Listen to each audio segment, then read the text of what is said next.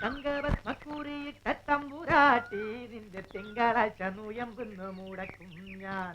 തിരുവില്ല മലയിൽ നേദിച്ചു കൊണ്ടുവരും ഇളനീർ കൂടമിന്നുടയ്ക്കും ഞാൻ. തങ്കപത്മക്കുറിയിട്ട തമ്പുരാട്ടി നിന്റെ തിങ്കളാഴ്ച നുയമ്പുന്നു മുടക്കും ഞാൻ. പ്രേമിച്ചു പ്രേമിച്ചു നിന്നെ ഞാനൊരു ദേവസ്ത്രീയാക്കും. പ്രണയ കലഹമോ പരിഭവമോ പ്രിയ സഖിനി അഭിനയിക്കും പ്രേമ നാടകമോ.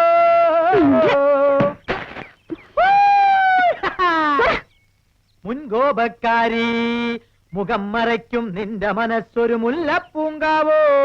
അകന്നു നിന്നാൽ പച്ചിലകാവ് അടുത്തു വന്ന തങ്ക നിലാവേ. മുൻകോപക്കാരി മുഖം മറയ്ക്കും നിന്റെ മനസ്സൊരു മുല്ലപ്പൂങ്കാവോ.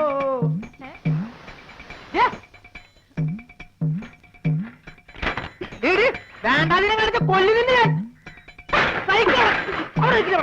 അവിടെ നിൽക്കാൻ.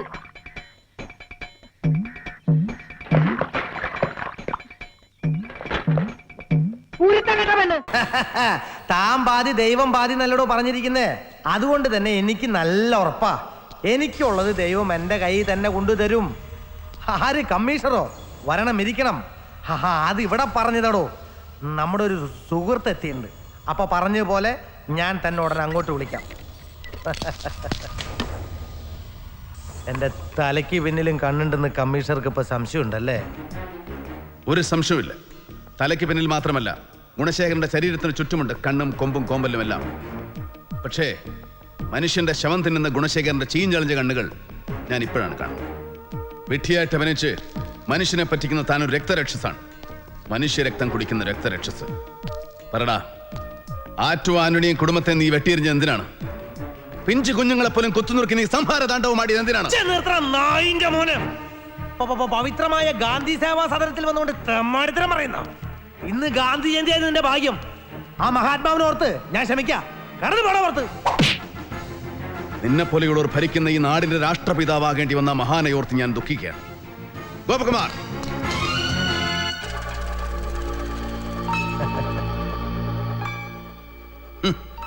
ഇപ്പൊ മനസ്സിലായി കാണുമല്ലോ മൈ ഡിയർ ഹോണറബിൾ മിനിസ്റ്റർ.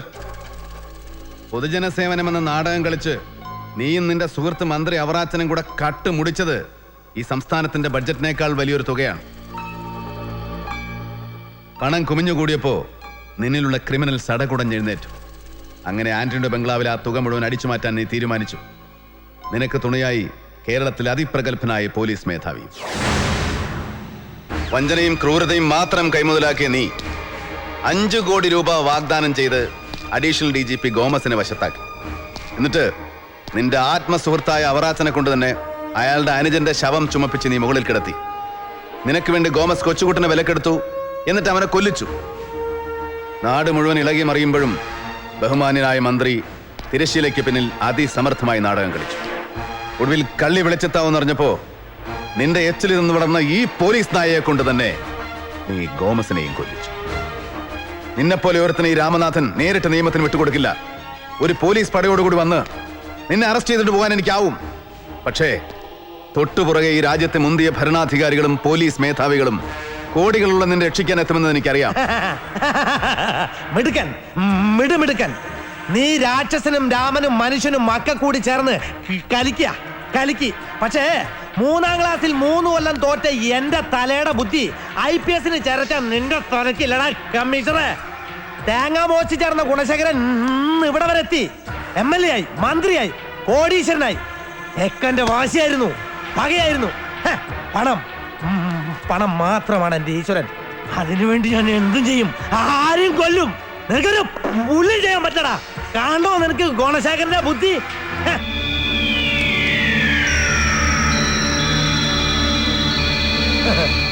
പേടിക്കണ്ട, നിന്റെ കുഞ്ഞ് താമസിക്കുന്ന അനാഥാലയത്തിലേക്കാ.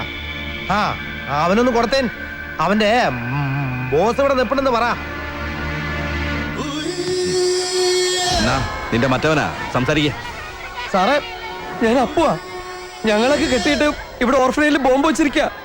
ഉടനെ എന്തെങ്കിലും ചെയ്തില്ലെങ്കിൽ നമ്മുടെ കുഞ്ഞുങ്ങള്. സാറൊന്നും മിണ്ടാത്തെ സാറേ സാറേ അമ്മുമോളെ അമ്മുമോളെ അപ്പോ ആരെങ്കിലും ഞങ്ങളെ രക്ഷിക്കണേ ഞങ്ങളെ രക്ഷിക്കണേ.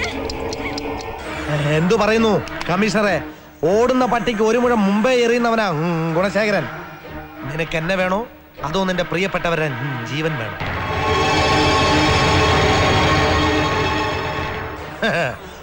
10 മിനിറ്റിനകം ആ ബോംബ് പൊട്ടും. നിന്റെ ഓർഫനേജ് ചാരമാകും. അതിനുള്ളിൽ നിന്റെ ജീവനായ അമ്മുമോളും നീ ഓമനിക്കുന്ന പിഞ്ചു കുഞ്ഞുങ്ങളും പിന്നെ സർവരും ബന്ധുവരിക്കും. അത് സഹിക്കാൻ കഴിയോ നിനക്ക്? ഇല്ലെന്ന് എനിക്കറിയാം. ഞാൻ നിന്നെ സഹായിക്കാം, എന്നെ രക്ഷപ്പെടാൻ അനുവദിച്ചാൽ. പകരം നീ സ്നേഹിക്കുന്നവരെ ജീവൻ മാത്രമല്ല, നീ ആവശ്യപ്പെടുന്ന കോടികളും ഗുണശേഖരൻ തരും. എന്തു പറയുന്നു? എനിക്ക് രക്ഷപ്പെടാവോ? മൗനം സമ്മതമെന്ന് കരുതി ഞാൻ പോകുന്നു.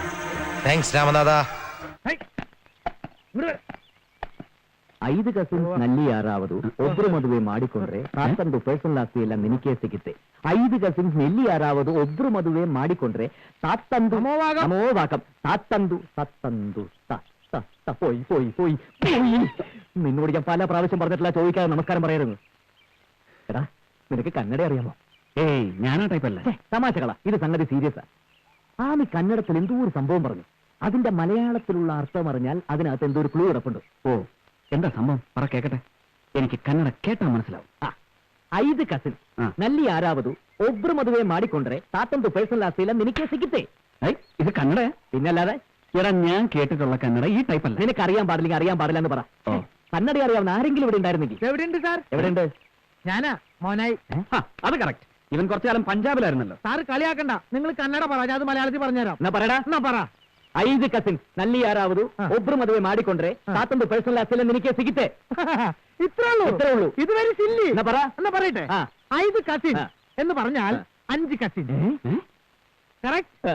നെല്ലി ആരാവതു എന്ന് പറഞ്ഞാൽ ഇതിന് പ്രത്യേകിച്ച് അർത്ഥമില്ല. എന്താ പ്രത്യേകിച്ച് അർത്ഥമില്ലാത്ത അർത്ഥം പറയടാ. അർത്ഥം പറയട്ടെ. സാറിന്റെ പേരെന്താ? രവിശങ്കർ. രവിശങ്കറിന്റെ കന്നഡയിൽ ഒന്ന് പറഞ്ഞു. രവിശങ്കറിന് കന്നഡത്തില് രവിശങ്കറല്ല. അപ്പൊ ഇതെന്ന് പറഞ്ഞ വലിയ അർത്ഥ വ്യത്യാസങ്ങൾ പറഞ്ഞില്ല. ഇനി ഒബ്രു മധുവിൽ മധു എന്ന് പറഞ്ഞാൽ മധു. ആ മധു ഇല്ല, ഇത് മദ്യം. ഒബ്രു എന്ന് പറഞ്ഞാൽ കർണാടക സ്റ്റേറ്റിൽ മാത്രം കണ്ടുവരുന്ന ഒരു തരം ബ്രാൻഡിയാണ്. Only for sale in Karnataka. മാടിക്കുണ്ട്രി എന്ന് പറഞ്ഞാൽ മാടി വിളിക്കുക. അതില്ല, മേടിച്ചുകൊണ്ട് വരിക. ചുരുക്കത്തിൽ പറഞ്ഞാൽ ഒബ്രു മധു എന്ന് പറഞ്ഞ ബ്രാൻഡ് കഴിച്ച് 5 കസിൻസ് താമസിക്കുന്ന ആ പെമ്പിള്ളേരെ മുറി പോയി ബഹളം ഉണ്ടാക്കിയാൽ മുത്തച്ഛൻ 2 പേരുടെ മോന്താടെ പേഴ്സണാലിറ്റി മാറ്റുന്ന.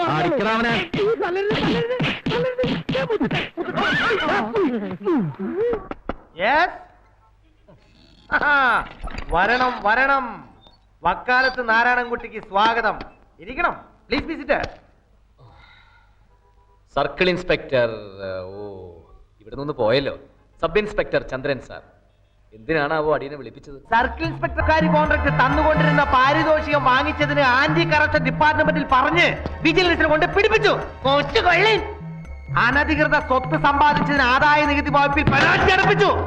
എന്നിൽ ജനസേവനം, ദേശീയബോധം, പൗരധർമ്മം, നീതിസാരം, സാമൂഹ്യ നന്മ, പ്രതിബദ്ധത ഒക്കെ ഉണ്ടാക്കി തന്നില്ലേ? നീ ഇതെനിക്ക് പണ്ടേ പഠിപ്പിച്ചു തന്നിരുന്നതിൽ കോമ്പോസിഷനിൽ 10ൽ 11 മാർക്ക് വാങ്ങിച്ചല്ലടാ. വൈകിട്ടാണെങ്കിലും പഠിപ്പിച്ചു തന്നതിൽ നന്ദിടാ. വാക്കാലത്തെ നോ മെൻഷൻ സർ. അത് കറക്റ്റ്. മനുഷ്യനല്ലാണ്ടാക്കി നീ എന്നെ. ഞാനിപ്പോ ഒരു ഡ്രാക്കുളടാ, ഡ്രാക്കുള. നിന്റെ ചോര കുടിക്കാൻ വേണ്ടി തന്നെയാ ഞാൻ ഇങ്ങോട്ട് സ്ഥലമാറ്റം വാങ്ങി വന്നേക്കണേ. ഇത് തിരുവനന്തപുരം തലസ്ഥാനം. ഇവിടെ സ്ഥാനത്ത് കാണണമെങ്കിൽ തലപ്പത്തിരിക്കുന്നവരുടെ മുമ്പിൽ തല കുനിച്ചേ പറ്റൂ. നിന്റെ നിയമം ഇവിടുത്തെ യമകിങ്കരന്മാരുടെ മുമ്പിൽ വില പോവില്ല കുട്ടി. ഹലോ, പോലീസ് സ്റ്റേഷൻ അല്ലേ? അല്ല, ഉടുപ്പി ഹോട്ടല്. നീ അവർക്കെതിരെ പ്രതികരിക്കാന്ന് വിചാരിക്കുമ്പോഴേക്കും നിന്നെ പ്രതിക്കൂട്ടിൽ നിർത്തി കഴിച്ച് ചാമ്പലാക്കും. പട്ടാപകല് പത്മതീർത്ഥത്തിൽ നിന്നെ മുക്കിക്കൊന്നാലും കൈ കെട്ടി നോക്കി നിൽക്കോടാ പുല്ല. ഞങ്ങളുടെ നാട്ടിൽ പ്രസംഗം നിർത്തിക്കാനും കൈയടിക്കാറുണ്ട്. എനിക്ക് പോയിട്ട് വേറെ പണിയുണ്ട്. അതാണ് അതിന്റെ ശരി. നീ നിന്റെ പണി മര്യാദയ്ക്ക് എടുത്തോ. പോലീസുകാരുടെ പണി അവരെടുത്തോളും. ആ DGP കുര്യൻ സാറിന്റെ മകൾക്കെതിരെ ട്രാഫിക് നിയമ ലംഘനത്തിന് കേസ് ചാർജ് ചെയ്യണോ വേണ്ടേന്ന് ഞങ്ങള് തീരുമാനിക്കും. ഇത് പോലീസ് മാമിന്റെ പണിയാ. അത് ശരിയാ. നിങ്ങളൊക്കെ വല്യങ്ങത്തിന്റെ പണിക്കാരാണല്ലോ. To serve people and protect law എന്ന് നാട് നില എഴുതി വെച്ചോട് മാത്രമായില്ല സാറേ. പോലീസുകാരെ എന്നെ നിയമം തെറ്റിച്ച അത് നിസ്സാരമായി തള്ളിക്കളയാൻ നാരായണൻകുട്ടിക്ക് ആവില്ല. ഇതേ സ്വാതന്ത്ര്യം കിട്ടിയ നാടാ. ഓ ഒന്ന് പതുക്കെ. ശവം. നിന്നെ ഞാൻ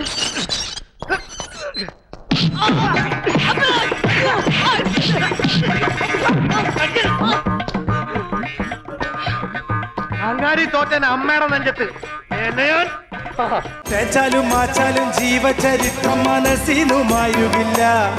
ഈ ചാലക്കുടിക്കാരൻ ചാലക്കുടി നട് വിട്ടെങ്ങും പോകുകില്ല.